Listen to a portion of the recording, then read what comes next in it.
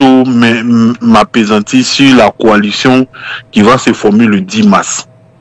Isaac, c'est une coalition de près de 15 partis. D'accord. Donnez-nous plus d'informations. Le PPACI y est 15 partis. Les principaux partis? Non, le PPACI et le GPS n'y sont pas. D'abord. Ils préfèrent dire ça d'abord. Ceux qui sont, c'est PDCI, RDA, oui. COGEP, FPI, MGC, oui. Daniel Boni-Claverie, et encore plusieurs autres partis, mais où ils sont environ entre 10 et 15 partis. Maintenant, quel contient l'accord? Ils ont travaillé dans le silence et ils vont faire sortir un programme ensemble. Sur quoi ils vont s'entendre que à partir de 2025, quand ils auront gagné les élections, et quelle sera la priorité des priorités? C'est ça qu'ils ont travaillé et ils vont faire sortir un mémorandum qu'ils vont lire devant nous tous. Vous voyez, c'est ce qu'ils vont faire. Et ça aussi, il y a aussi les conditions de la CEI ils vont mettre ça sur la table. Effectivement.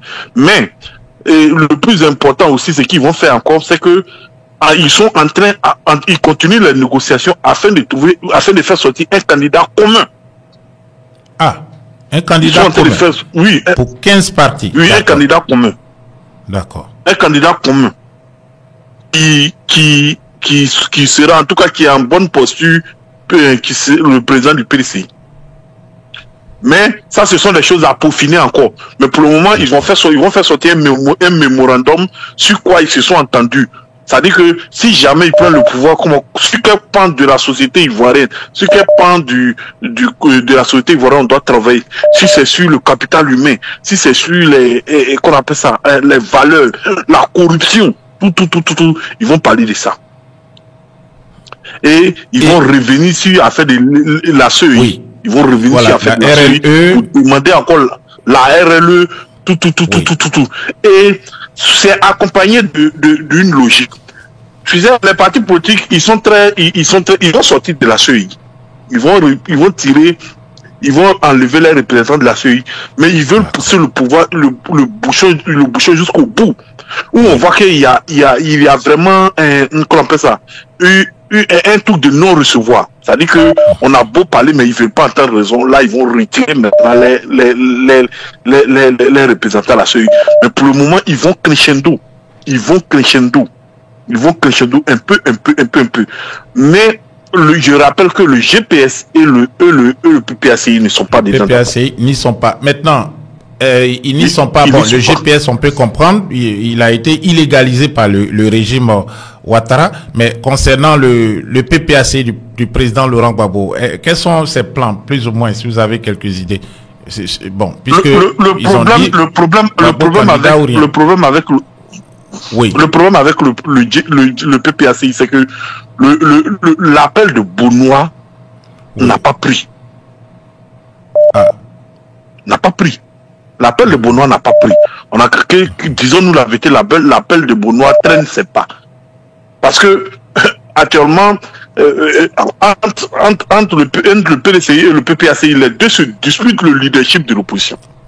Oui. Et il semble que Mme Gbagbo a déjà choisi son camp. Elle préfère aller côté PDCI.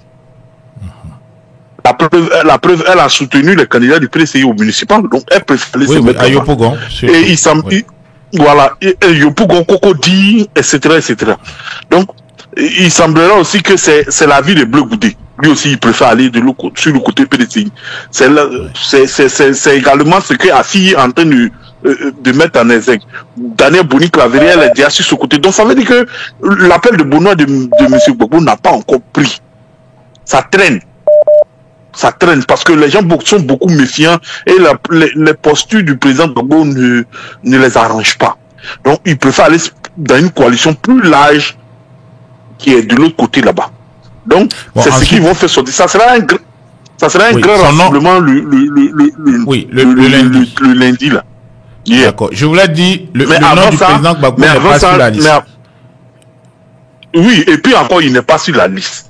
Et moi, je dis tous les jours, ou soit si le président Ouattara sera candidat, s'il n'est pas candidat, moi je crois encore qu'il ne sera pas candidat, il ne va pas mettre le nom de Gbagbo. Ça, je vous le dis. En même temps, Ouattara n'étant pas candidat, il a quel intérêt à mettre le nom de Gbagbo? Ça n'a pas de sens. Et encore, même s'il est candidat là, c'est pas celui qui met le nom de Gbagbo. Moi, je voudrais que nos frères du PPACI voient ça. Parce que les gens attendent tous les jours parce qu'ils ne vont pas hésiter à faire sortir les encagoulés, quoi qu'on soit, pour faire tout. Mais quand le peuple est déterminé, ça va se faire. Maintenant, avant ça, le 9, il y a une cérémonie de maillage. C'est-à-dire que sur tous les grands districts, le dimanche sur le grand district. Et là, le président va donner une grande annonce. Il va donner une grande annonce concernant le président Thiam. Le président Thiam va donner une grande annonce concernant les affaires il n'est pas ivoirien, les Ivoiriens qui sont en train de sortir de là. Il va faire une annonce dessus. Je pense qu'il va profiter de ça pour recadrer un peu notre maman Véronique Kaka. C'est vrai que c'est notre maman, elle en avait marre, mais elle est partie un peu loin. Vous comprenez? Vous savez, c'est pas parce qu'on est adversaire qu'il faut se dire tout. Tu comprends? Beyoncé, il est dans sa gamme, laissez-le dans sa gamme là-bas. Laissez-le dans sa gamme. Tu es un peu d'essayer, c'est comment tu vas tourner jusqu'à tu vas revenir. C'est comme ça que c'est. Tu comprends? Donc, je sais que le président va recadrer les choses. Il va recadrer pour leur dire que moi, j'ai décidé de faire la politique autrement. Je ne pardonnerai pas, ou bien je vais pas tolérer qu'une personne de mon camp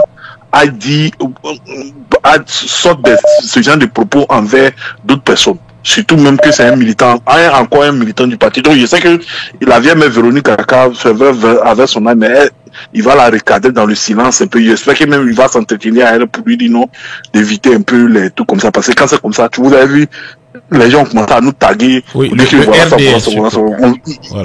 RDR. Le président veut éviter ça. On est dans une dynamique. Chaque jour que Dieu fait, les gens s'inscrivent au PDCI, les gens rentrent au PDCI. Moi, ça fait 2 fois que moi j'envoie mes parents, ils sont là-bas. La plupart du temps, la maison du PDCI est remplie. Et c'est pas rempli de militaires qui sont venus faire réunion, c'est rempli de gens qui sont venus s'inscrire. Ils sont venus adhérer. Donc, il faut sortir de ce discours de haine. Si le RDR veut continuer dans ça, qui continue dans ça? Mais nous, on n'a pas assez mêlé de ça. Donc, le président fait une déclaration dessus. Et le lundi, maintenant, toute la grande plateforme maintenant va donner un avant-goût du truc. Et c'est à partir de là que les choses vont commencer à bouger. Vous allez voir, les choses vont commencer à bouger à partir de mi-mars jusqu'à aller là-bas. Parce que le PDC aussi ne va pas se reposer. Parce que le truc de maillage, là, après Abidjan, ils vont commencer à attaquer tous les districts. Parce qu'on a besoin de savoir le personnel politique. La dernière fois, Akossi Benjo a dit que c'est près de 500 000 personnes qui sont concernées. Exactement. Il y a eu une réunion dans ce sens à la maison du parti. Exactement. Tout le personnel sera convoqué. On va voir qui est présent, qui n'est pas présent. Qui est là. Est-ce qu'il fait son travail normalement? Est-ce qu'il fait comme ça? Est-ce qu'il fait comme ça? Il fait comme ça. Voilà, donc c'est ce qui va se passer ces temps-ci. Et je profite pour féliciter Diaoufou et puis Efrazi, vraiment, à cause d'eux, on peut dire que le PDCI est revenu, un peu à Yopougon et commence à titiller un peu le parti de Gbagbo un peu à Yopougon là-bas. Donc, c'est une bonne chose de les nommer afin qu'ils soient encore déterminés à aller encore plus de l'avant, à reconquérir des militants pour revenir. Et c'est un appel aussi aux jeunes du PDCI. Les jeunes du PDCI, JPDCI urbaine, rural ou, je ne sais pas, qui se bougent. On ne les sent pas aussi. Qui se bougent. Oui, c'est eux-mêmes qui sont le tendon d'Achille, on ne les sent pas. Vous comprenez? Diaoufou, le parti ne lui a pas donné l'argent et puis il a commencé à faire ça. C'est avec ses propres moyens. Il réunit 2 personnes, 3 personnes. C'est pour ça que moi je suis content pour lui. Il réunit 2, 3 personnes et puis il parle. 2, 3 personnes avec ses propres moyens. Mais bougez-vous. Les gens de la JPDC, ils sont assis là quand il y a les réunions, venir danser. C'est pas de ça qu'il s'agit.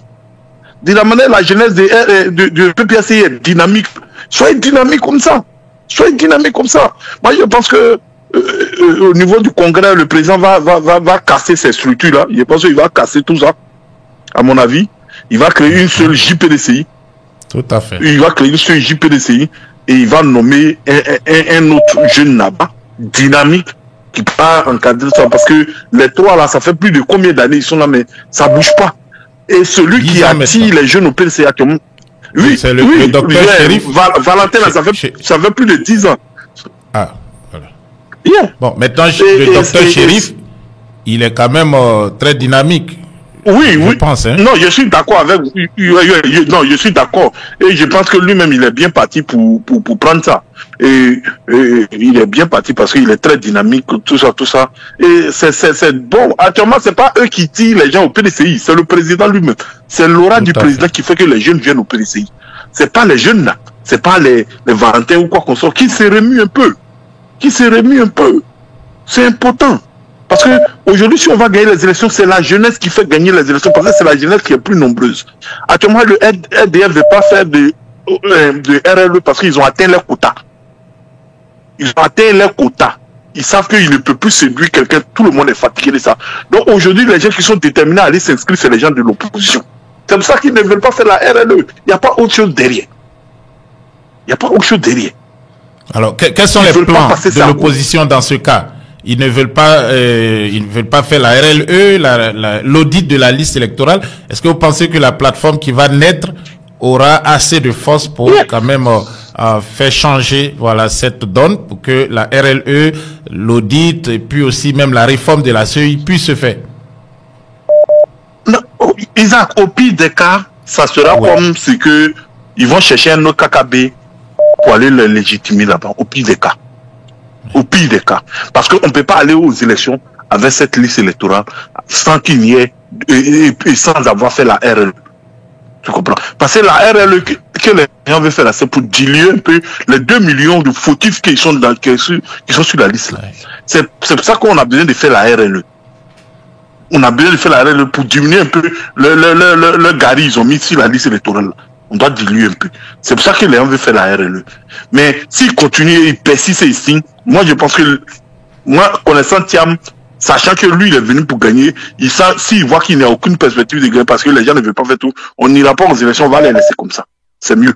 Parce que ça ne sert à rien d'aller prendre une déculottée parce que tu vas perdre et puis tu es là, c'est pas intéressant. Alors que si tu les laisses, ils n'ont qu'à partir. Mais je pense que avec les missions diplomatiques, parce qu'actuellement les députés sont en train de rencontrer et toutes les missions diplomatiques, ils étaient avec l'ambassadrice des États-Unis la dernière fois. Ils sont en train de mettre la pression partout pour que cette RLE-là ait lieu.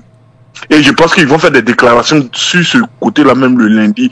Vraiment, à partir de mi-mars, là, c'est vraiment le pays sera vraiment animé. Et moi, je prie Dieu, les gens du PPACI et du PDCI et du GPS, on peut estimer que bon, légalement, ils sont pas tout comme ça, mais même s'ils sont pas là, mais ils ont des hommes sur le terrain, ces hommes-là peuvent joindre l'opposition, même s'ils viennent pas attaquer GPS, mais le fait de les voir joindre l'opposition là-bas, on sait qu'ils sont GPS, mais bon, voilà, ça donne une impression pour dire que, ok, on voit les hommes de Soro venir là, donc ça veut dire que l'opposition est en mouvement.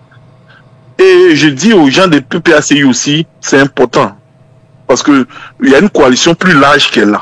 Parce que si tu as le FPI, tu as COGEP, tu as PDCI, tu as Boni Claveri, tu as tous les autres partis là d'un côté, ça ne sert à rien de t'isoler toi seul.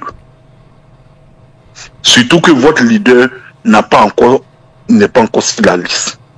Ça ne sert à rien de vous isoler. Venez ensemble, vous allez mener le combat. Il est encore temps.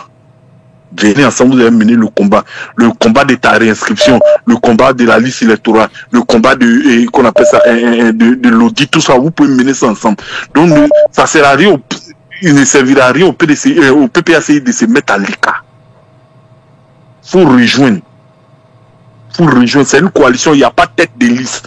Ça, c'est, pour avoir tête de liste, ils vont décider de ça après.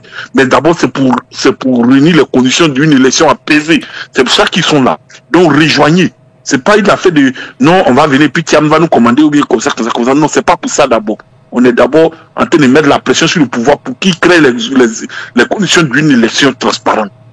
Donc, ça ne sert à rien de dire que comme c'est à la maison du président, donc on ne vient pas, ou bien comme ça. J'ose croire que même si ils ne sont pas dans la plateforme qui va se former, au moins ils seront invités et ils vont venir participer. Je suppose.